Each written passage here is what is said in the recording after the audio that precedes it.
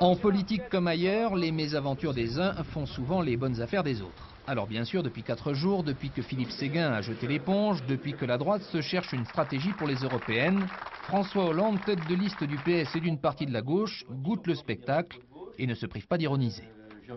Comme si, aujourd'hui dans nos rues, les Français se prenaient la tête dans les mains et se posaient cette question fondamentale: y aura-t-il ou n'y aura-t-il pas une liste unique de l'opposition? Et pour mieux appuyer la démonstration supposée, division d'un côté, unité de l'autre, Sami Nahir, numéro 3 de la liste, porte-drapeau du MDC, accompagne François Hollande dans quasiment tous ses déplacements. Certains proches de Jean-Pierre Chevènement critiquent ouvertement l'intervention française en Yougoslavie. Lui continue d'affirmer qu'il est à l'aise.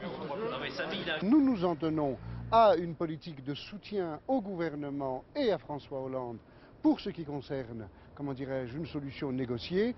Nous sommes absolument convaincus que tout sera fait pour éviter une intervention terrestre. Car en fait, d'entreprise en centre de formation, de permanence en salle de meeting, bref, à chaque étape du parcours de campagne, le Kosovo est le seul véritable enjeu. Il fournit les arguments de campagne. Il faut que l'Europe se constitue comme espace politique et espace de défense et assure elle-même sa propre sécurité plutôt que de la confier à d'autres et notamment à l'OTAN. Après le changement de capitaine dans l'équipe opposée, François Hollande a désormais Nicolas Sarkozy pour principal concurrent. Il espère bien profiter d'une période de rodage chez l'adversaire.